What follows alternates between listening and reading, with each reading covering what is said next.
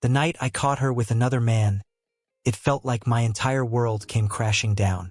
Sitting in my car outside that dimly lit hotel, I watched as they walked in together, hand in hand, their laughter echoing in a way that reminded me of the moments we used to share. My chest felt like it had been hollowed out. My fists slammed against the steering wheel in helpless rage, and my heart broke into pieces. This wasn't the life we had carefully built together. It was a betrayal that felt like it belonged in someone else's story. That night didn't just mark the end of our marriage. It marked the death of the man I used to be, the one who foolishly believed he could fix something that was already irreparably broken.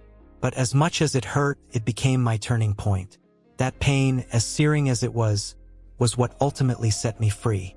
Before we dive deeper into the story, let me know where you're tuning in from down in the comments.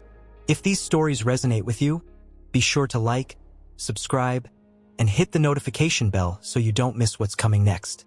Back in the summer of 2013, life felt like it was unfolding perfectly.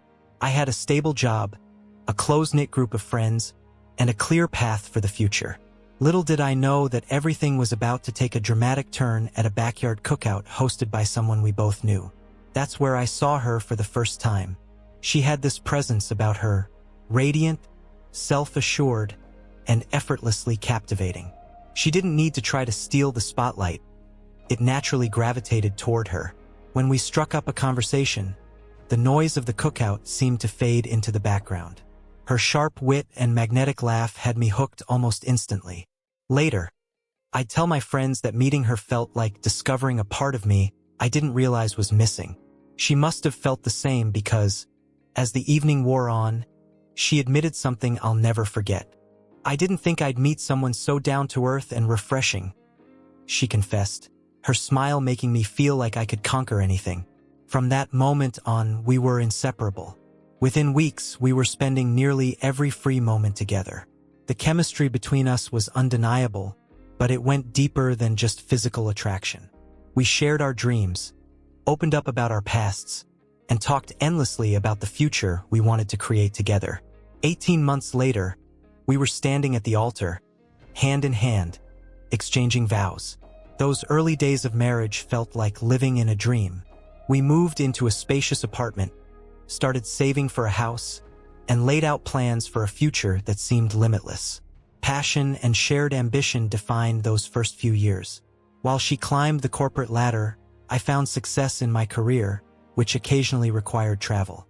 But no matter how far work took me, I was always eager to come back home to her. We were a team, and I was convinced nothing could come between us. But life has a way of throwing curveballs when you least expect it. By 2016, the honeymoon phase was behind us, but I assumed that was just the natural progression of marriage.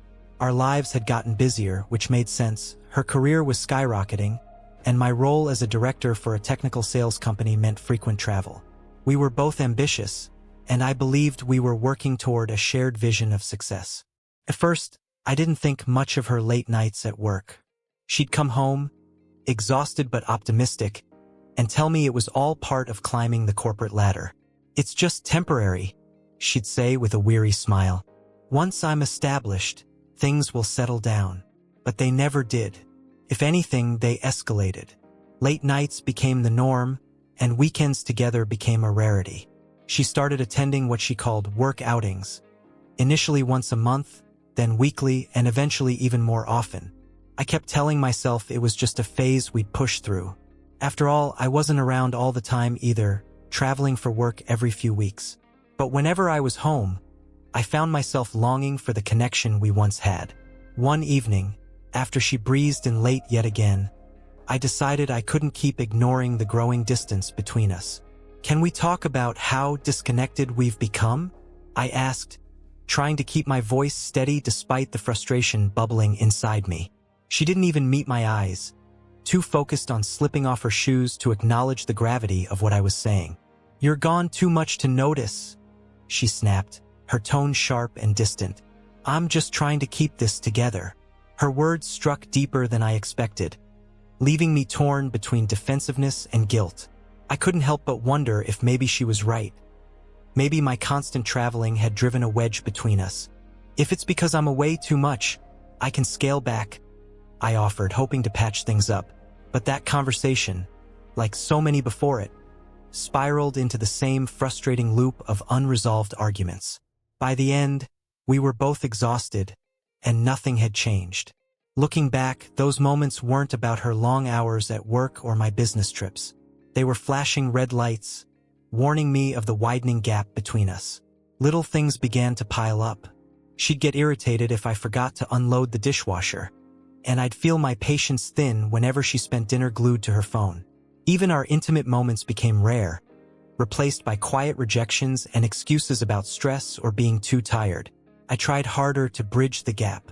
On weekends when I wasn't away, I'd plan thoughtful date nights or whip up her favorite meals.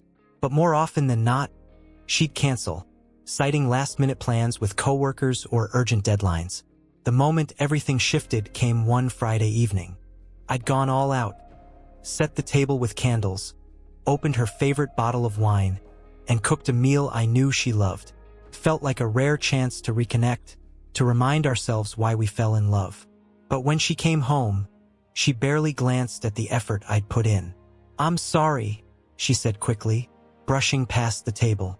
"I have to meet some coworkers tonight. It's important." Something inside me cracked.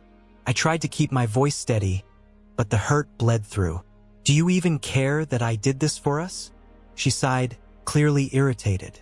"You're overreacting. It's just one night." "It's not just one night," I shot back. "It's every night. When was the last time we actually spent time together?" She rolled her eyes. "Don't start this again." Her dismissive tone cut deeper than any shouting match ever could. I didn't push the argument further, but the damage had already been done. Later that night, as I cleaned up the untouched dinner, I couldn't shake the sinking feeling that I was losing her.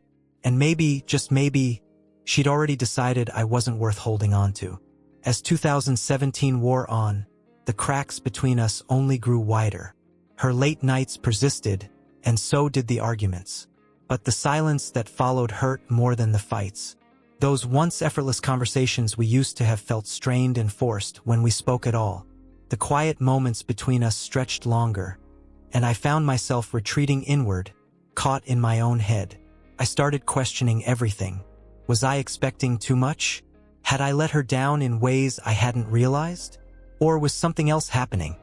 Something I wasn't able to see? Little details that hadn't mattered before began to stand out. I'd catch the scent of a perfume I didn't recognize lingering on her clothes. She grew increasingly defensive whenever I brought up her work outings. And her phone, once left casually on the counter, now seemed glued to her side, even in the middle of the night. My gut told me something was wrong, but I brushed it aside. "She's just stressed," I'd tell myself. "You're overthinking things." But no matter how hard I tried to shake it, the unease stayed. The life we had once shared, the passion, the dreams, now felt fragile, like a house of cards trembling on the brink of collapse. I kept trying to hold it together, but deep down, I knew it was only a matter of time before it all fell apart. That time came on a bitter February evening in 2018, the night my world unraveled completely. Started like any other night. She walked through the front door, work bag slung over her shoulder, exhaustion clear on her face. As usual, she muttered something about staying late for a meeting and barely acknowledged me before disappearing into the bedroom, claiming she needed to catch up on emails. I wanted to believe her. I really did. But the growing distance between us had gnawed at me for too long. The next day, my lingering doubt twisted into something much worse. Suspicion. It happened when I offered to help her bring in groceries from the car. As I reached into the back seat to grab a bag, something tucked beneath the passenger seat caught my attention. A flash of pink peeked out from under the passenger seat. I leaned down, curiosity gnawing at me, and pulled it free. A bra. Her bra. I recognized it immediately. She had a preference for a particular brand, and this was unmistakably one of them. But something didn't add up. Why would it be stuffed under her car seat like that? My stomach twisted into knots, and a wave of nausea washed over me. I scrambled for a rational explanation, desperate to convince myself there had to be one. Maybe it slipped out of her gym bag, I reasoned. But that thought barely held together. She hadn't stepped foot in a gym for weeks. When I stepped back into the house, she was standing in the kitchen, casually unpacking groceries, a soft smile playing on her lips. "You look like you've seen a ghost," she teased, her tone light and unbothered. I forced out a laugh that felt foreign, shaking my head as if I could dismiss the storm raging inside me. "Just tired," I muttered, tucking the bra behind my back as I set the bags down on the counter. She didn't press further, and I didn't confront her. My heart was hammering so hard I could barely string a coherent thought together. That night, sleep was impossible. I stared at the ceiling, reliving every late night, every excuse, and every distant glance. Was I losing my mind? Or was I about to stumble on something I wasn't ready to face? The next evening, she breezed through the living room, keys in hand, mumbling something about meeting coworkers. She didn't even look my way as she left. As soon as the front door shut behind her, I grabbed my second phone, the one I used for work, and slipped it discreetly under the passenger seat of her car. I didn't just want to track her. I needed to. That gnawing feeling in my gut wouldn't let me ignore it any longer. Watching the little blue dot move on my screen, I felt like I was holding my breath the entire time. She headed downtown, straight to the bar she'd mentioned casually in the past. I followed at a distance, my knuckles turning pale as I gripped the steering wheel. I didn't feel like myself. It was as if someone else had taken over. A man who needed answers no matter how much they might tear him apart. I parked across the street, my eyes locked on the entrance of the bar. For almost an hour, I watched, scanning every person who walked through those doors. Then I saw her. She stepped outside, laughing, her arm brushing against a man I had never seen before. He was tall, sharply dressed, and carried himself with the kind of confidence that left no room for doubt. His hand rested casually on the small of her back, guiding her toward his car. My stomach dropped as I watched him pull her in close and kiss her. "This can't be happening. Not her. Not us." I whispered those words to no one but myself, though they felt empty as they left my mouth. I wanted to leap from the car, confront them, demand answers. But I sat frozen, paralyzed by the weight of what I was witnessing. I watched, numb and detached, as they climbed into his car and drove away. Feeling like a ghost in my own skin, I tailed them, barely holding back the flood of emotions threatening to break loose. 10 minutes later, they pulled into the lot of a hotel I knew well. I watched as they stepped out, hand in hand, their closeness so natural it was clear this wasn't the first time. And in that instant, with the engine humming beneath my fingertips, something inside me shattered completely. I pounded my fists into the steering wheel, tears blurring my vision as the weight of betrayal crushed me. The woman I had built my life around, the one I thought I knew better than anyone, felt like a stranger. I couldn't stay there. I couldn't watch them disappear behind those hotel doors. So I drove. With no destination, I let the memories of our life play like a film I could no longer change. Every late night, every distant kiss, every half-hearted excuse. Each one now felt like a clue I'd been too blind to see. I wanted to blame myself, but deep down I knew better. This wasn't on me. Eventually, I found myself at a small tavern on the edge of town. It was dim, quiet, the kind of place where no one asked questions. The bartender, a woman with kind eyes and a warm smile, set a glass in front of me. "You look like someone just knocked the wind out of your sails," she said gently. "You could say that," I replied, managing a bitter smile as I reached for the drink. A man sitting a few stools away caught my eye and struck up a conversation. Before I knew it, I was pouring everything out to him. Every suspicion, every painful detail. He listened without interruption, nodding along as if he'd heard stories like mine before. When I finally paused, he leaned back and looked me square in the eye. "You've got two choices now," he said, his voice calm but firm. "You can let this break you, or you can let it set you free. The choice is yours." His words hit me hard, like someone had thrown me a rope when I was on the verge of drowning. I didn't have the full picture, but one thing was clear. I couldn't keep living in this in-between. Whether it wrecked me or not, I had to confront her. When I got home, she was already in bed, as if nothing had happened. The next morning, I didn't dance around it. I asked her directly, "Are you having an affair?" For a split second, she froze. Then, almost as if rehearsed, she scoffed. "You're being ridiculous. There's nothing going on." Her denial cut through me like a blade. I wanted to shout, to force the truth out of her. But I didn't. I nodded, let out a breath I didn't realize I was holding, and pretended I believed her.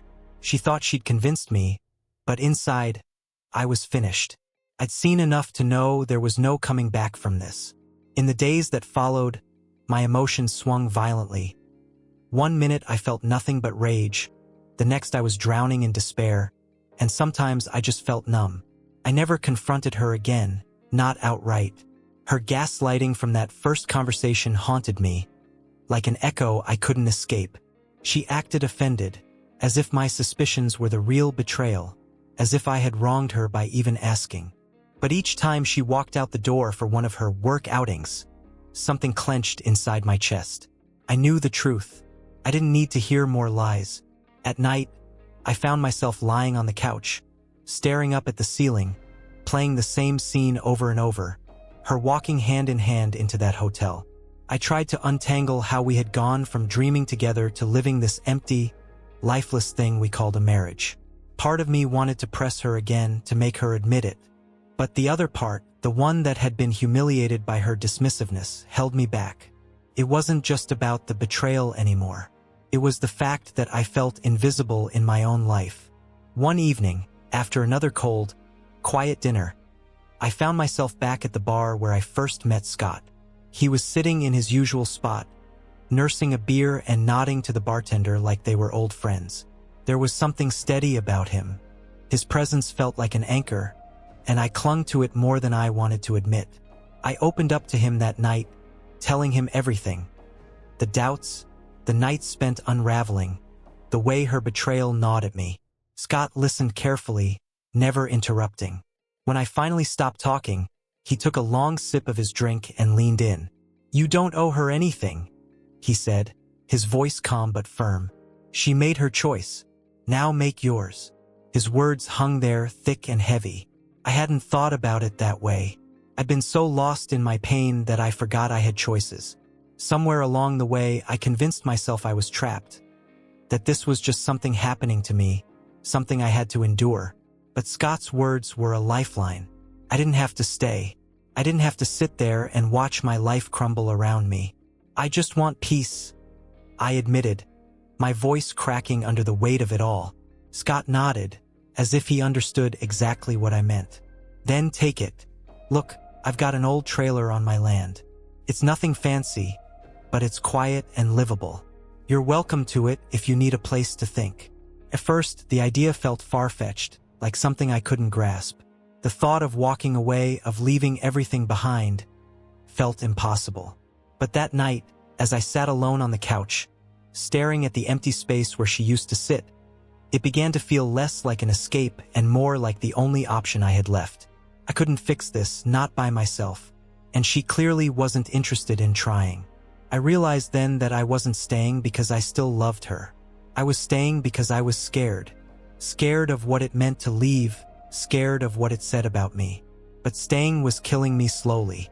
I started packing during the day, while she was at work. Just the essentials, clothes, a few personal items, things that wouldn't draw attention if they went missing. Piece by piece, I moved things out to the trailer Scott had offered.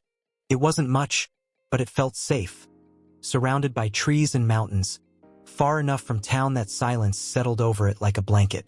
I'd sit outside for hours, breathing in the crisp air, letting my mind wander through the stillness. One afternoon, as I unpacked a box of books, Scott showed up. He leaned casually against the doorframe, watching me without saying a word for a moment. Then, finally, he spoke. "You look lighter already," Scott said with a small grin, like he could see something in me I hadn't noticed yet. "Like you're finally breathing again." I met his gaze and smiled back, the weight in my chest feeling just a little less heavy. "It's not easy," I admitted. "But yeah, I feel like I'm starting to." "Good," he replied, his tone steady and sure. Don't let her pull you down anymore. You deserve better, man. Remember that. His words stuck with me. For the first time in what felt like forever, I felt a flicker of something I hadn't allowed myself to feel. Hope. Not for my marriage. That ship had sailed. But maybe for me. Maybe, just maybe, I could rebuild. Find some kind of peace. Back at the apartment, something in her shifted. She must have sensed the change in me, the way I was pulling away. Her tone softened, and she'd make small attempts at conversation here and there. But I could see right through it. She wasn't trying to mend what was broken. She just wanted things to stay exactly as they were, no matter how hollow it felt. Her routine didn't change. She still left for her work outings, still brushed me off when I tried to reach out. One evening, as she stood in front of the mirror fixing her hair, I grabbed my jacket. "Where are you going?" she asked casually, watching me out of the corner of her eye. I slid my arms into the sleeves, keeping my tone light. "Meeting up with some friends." She paused, clearly caught off guard. "You've never mentioned them before. Who are they?" I shrugged, throwing her own words back at her. "You wouldn't know them, and you wouldn't be interested in the shop talk." Her lips pressed into a thin line, but she didn't push it further. That was the moment I knew. I was already halfway out the door emotionally. Now I just had to make it real. Over the next week, I finalized everything. While she was at work, I packed up my things piece by piece. I didn't rush, but I didn't hesitate either. On the day she left for a business trip, I packed the last of it. The apartment felt strange, emptier than usual, even though most of my things were already gone. Before I left, I placed a short note on the kitchen table, right beside my wedding ring. I hope it was worth it. No anger, no accusations, just a simple truth that spoke louder than anything else I could have said. I closed the door behind me without looking back. There was no sense of victory, no satisfaction, just quiet, a freedom I hadn't felt in months. With every step toward my car, the weight I'd been carrying seemed to lift, little by little. Leaving wasn't easy, but staying had been killing me. That night, I sat in the trailer, wrapped in the stillness of the mountains. The silence felt different, comforting. I wasn't whole, not yet. The pain lingered, but for the first time in a long while, I felt like I could breathe. It wasn't complete peace, but it was a start. The morning I left felt strange, like I was stepping out of someone else's life and into my own. I woke early, moving through the apartment as the soft gray light of dawn crept in through the windows. There was something almost expectant in the air, as if the world around me knew a chapter was closing. I packed the last few items into the car, moving deliberately, each action carrying a finality I couldn't ignore. On the table, my wedding ring sat beside the note. I lingered for a moment, staring at it as sunlight caught the metal, reflecting faintly. Once, that ring had symbolized everything I thought we were building together. Now, it felt like a relic of someone I used to be. I didn't hate her. I wasn't even sure I could. But the hope I once held for us was gone, replaced by something quieter. A resolve to move forward, even if I didn't know what that looked like yet. As I closed the door one last time, I felt it, the weight of grief for what we'd lost, for the future we would never have. But beneath it, there was something else. Liberation. Like I was finally stepping out from under a shadow that had followed me for far too long. The drive to the trailer was silent, save for the hum of the engine and the thoughts circling in my head. The further I got from the city, the lighter I felt. Buildings faded into fields, and winding roads carried me closer to something I hadn't known I needed. By the time the mountains appeared on the horizon, it felt like the first deep breath I'd taken in years. Their jagged peaks stretched toward the sky, quiet and steady, offering something I couldn't quite explain. The air shifted too, felt clearer, cooler, like it was washing away the remnants of everything I had left behind. When I pulled into the clearing, the trailer stood there, tucked among the trees like it had been waiting for me all along. It wasn't much, just a simple 26-foot space with a small deck that Scott had helped me piece together. But it felt like more than enough. Out here, the mountains rose in the distance, standing tall and silent like old friends guarding the horizon. Their stillness felt like a salve I hadn't known I needed. I carried the boxes inside, one by one, feeling a strange mix of relief and exhaustion settle over me. The faint scent of pine and fresh paint lingered in the air, a reminder of the hours I'd spent preparing this place for today. I set the last box down and stepped back outside, leaning against the railing to take it all in. The sun had just started to climb, spilling warm gold across the hills, turning the trees soft shades of orange and pink. For the first time in what felt like forever, I let out a deep breath, and this time I didn't feel like I was holding anything back. The air felt different, crisp, cool, filled with the clean scent of earth and wildflowers. It was nothing like the heavy, stale air that seemed to hang over the apartment I'd left behind. "She's lost everything we had," I murmured into the quiet, the sound of my own voice almost startling. "I'm starting over." The days that followed were a slow rhythm of adjustment and reflection. The trailer forced me to strip things down to the essentials, and there was something about that simplicity that felt grounding. Every item had a reason to be there, and without the distractions of the city or the weight of a broken marriage, I started to reconnect with parts of myself I hadn't seen in years. Mornings became something I looked forward to. I'd get up early, brew a cup of coffee, and sit out on the deck, watching as the first light spilled over the peaks. The mountains woke up slowly, shadows stretching long across the ground as the birds called out from the trees. Their songs mixed with the gentle rustling of leaves in the breeze. There was a peace to it, something quiet but sacred. Evenings had their own kind of comfort. I'd sit by the fire pit Scott and I had set up, watching the flames flicker against the dark, letting the silence wrap around me. As much as the memories of her still lingered, the love we'd shared, the betrayal that followed, I felt something new beginning to take root. Gratitude. I was grateful for the clarity that had finally come and the chance to start again, even if I didn't know exactly where I was headed. Scott checked in from time to time. Sometimes he'd offer advice, but more often than not, he'd just sit with me, quietly drinking a beer as we watched the sun sink behind the mountains. "You're doing good out here," he said one evening, his voice as steady as the fading light. "It's not easy, but you're handling it." I nodded, keeping my eyes on the horizon. "It's still hard," I admitted, "but this feels right." "That's what matters," he replied. "You've got a second chance. Don't waste it." His words stuck. The pain of leaving hadn't disappeared, but it didn't consume me anymore. It had settled into something smaller, like an old scar, a reminder, but not the thing that defined me. By the time June rolled around, I had slipped into a quiet rhythm. I hiked the trails near the trailer, worked remotely, and slowly started piecing myself back together. The mountains became more than just scenery. They felt like a refuge, a place that reminded me life kept moving, no matter how much had fallen apart. And as I stood there, surrounded by their steady, quiet strength, I realized I wasn't just running from the life I'd left behind. I was moving toward something else, something I hadn't figured out yet. The first few weeks in the trailer were quiet, almost too quiet. At first, the stillness unsettled me. I wasn't used to it.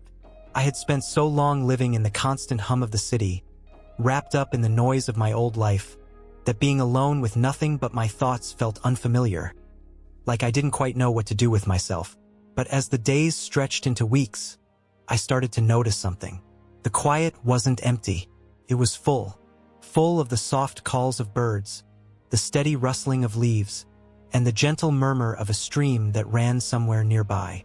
It was the kind of quiet that made space for things I hadn't allowed myself to feel for a long time.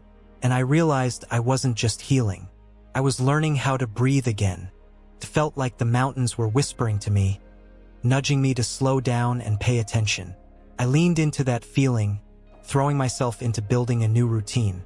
Mornings began with long trail runs, the crisp air waking me up as I pushed myself a little further each day.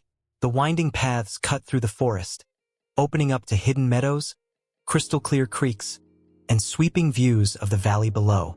Running became more than just exercise.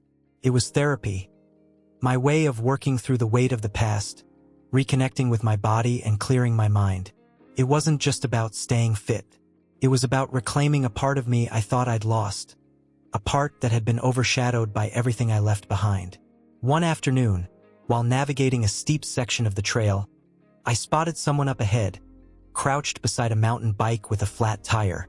As I got closer, I saw a young woman struggling with the repair, her frustration plain to see. "Need a hand?" I asked, slowing to a stop, catching my breath. She glanced up, and her face softened with relief. "I wouldn't say no. This thing's been fighting me all day." I knelt beside her, helping with the tire while we made small talk. Her name was Megan. She had moved to the area recently, drawn by the same quiet search for something more that had led me here. A few years younger than me, she had a quick wit and an easy laugh, the kind that felt like stepping into sunlight. By the time the tire was fixed, we were both grinning like old friends. "You're a lifesaver," she said, standing and brushing the dirt from her hands. "What's your name?" "Andrew," I replied, returning her smile. "And you?" "Megan," she said, offering her hand. "Nice to meet you, Andrew. You've got the whole mountain man vibe down." I chuckled at that. Turns out, it's the peace I didn't know I needed. We parted ways that afternoon, but a week later, I bumped into her again at the local farmer's market. She waved me over and invited me to join her for a hike the following weekend. I said yes without thinking twice. Over the months that followed, Megan and I grew close. We explored hidden trails, swapping stories about where we'd come from and why we ended up here. She was curious about everything, full of life and energy in a way that made me remember how much beauty there still was in the world. Our connection felt natural, never forced.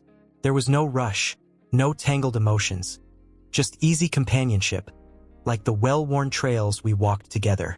One afternoon, as we rested by a quiet overlook, she asked me about my past. There was a gentleness in her voice, as if she knew not to push too hard. I told her about the betrayal, the unraveling of my marriage, and the choice I made to walk away. She listened intently, her eyes soft with understanding. "That must have been hard," she said quietly after I finished. "But you're here now, and it sounds like you've come a long way." I nodded, the weight of it all feeling a little lighter after sharing. "Yeah, I have. And being out here, it's made me realize I don't regret leaving. It was the best decision I could have made." She smiled, tilting her head as she studied me. "I can tell. You seem lighter, like you found yourself again." Her words stayed with me long after we parted ways that day. And she was right. The mountains had stripped away the noise and distractions, leaving me with nothing but the truth of who I was. I'd rediscovered the things that once made me who I am: my love for nature, my curiosity, and my ability to find joy in the simplest of things. Friendships started to take root, too. Scott introduced me to his circle, good people who welcomed me in without question. Evenings were spent around campfires, trading stories and laughter beneath the stars.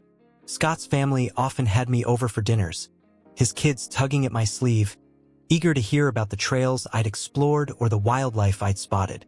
One night, as the fire crackled and the sky stretched endlessly above us, Scott leaned over, his face glowing in the firelight.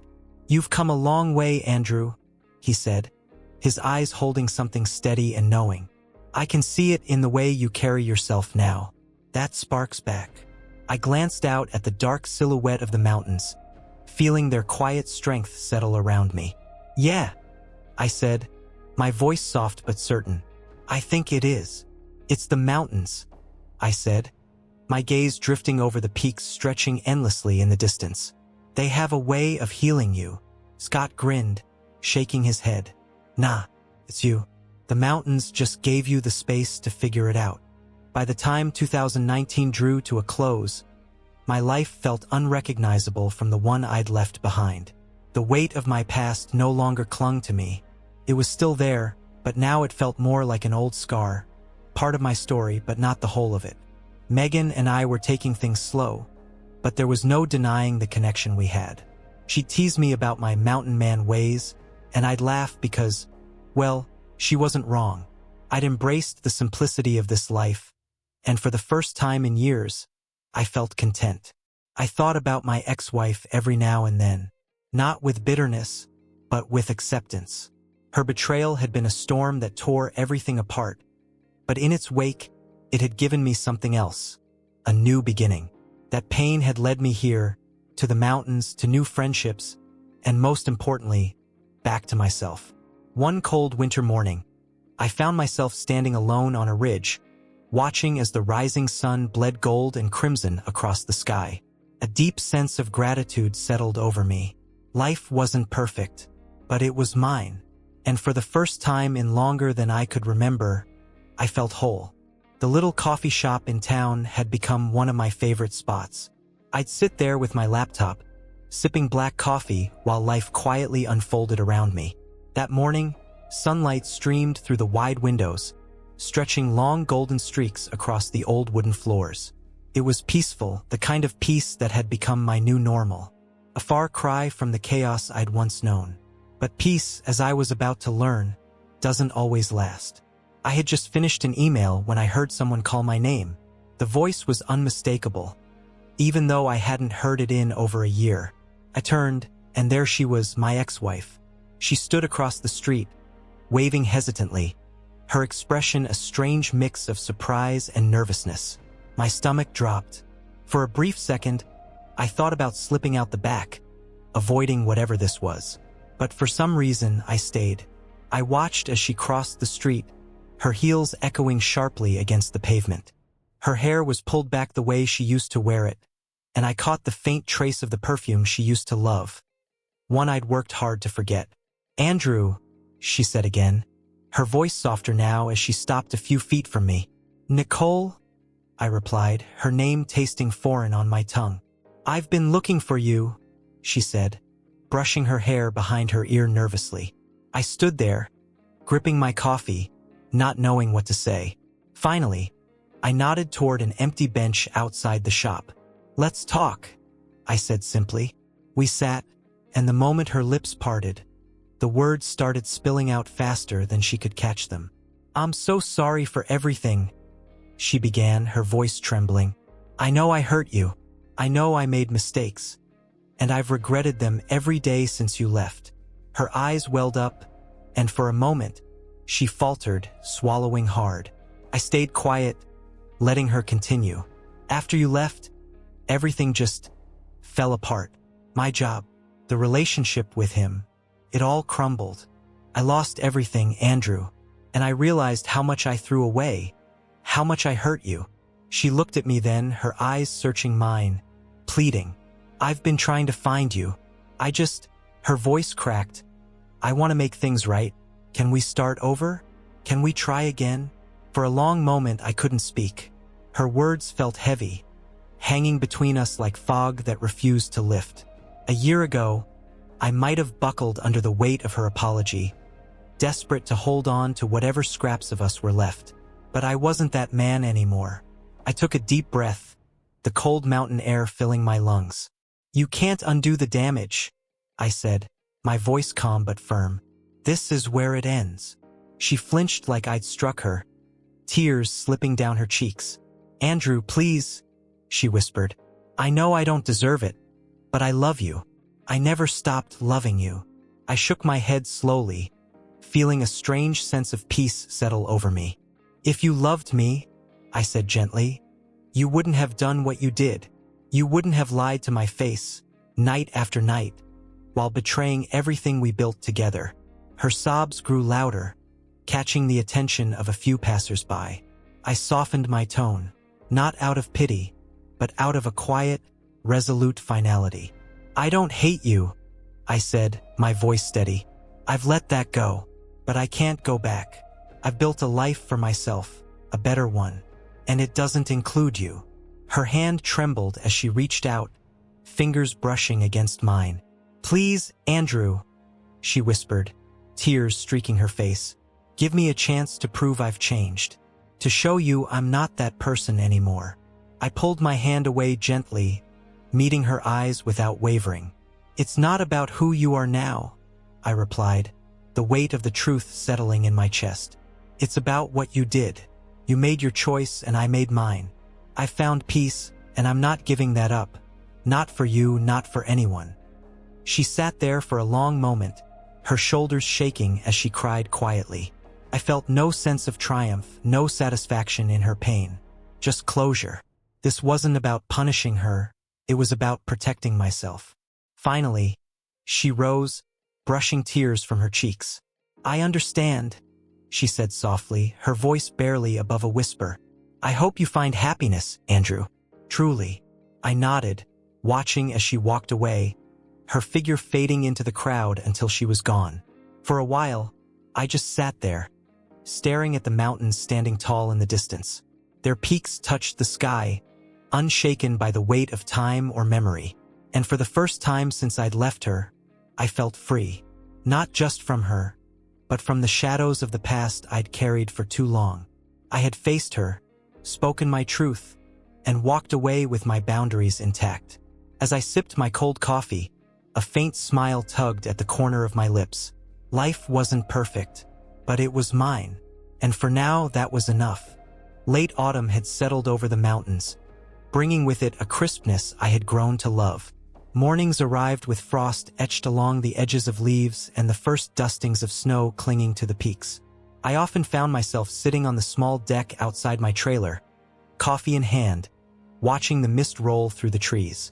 The silence of the mountains amplified everything. Thoughts, memories, hopes. It became a mirror, reflecting back the growth I hadn't fully realized until now. It was on one of those mornings, with steam curling from my mug, that her name appeared in my inbox. My ex-wife. Seeing it didn't shake me the way it once would have. I opened the email without hesitation, knowing this was likely the last thread connecting us. Her message was long, filled with apologies, reflections, and a plea for reconciliation. She spoke about seeking therapy, about trying to rebuild her life from the ground up. At the end, she asked if I'd be willing to meet, just once, to see if there was any way to reconnect.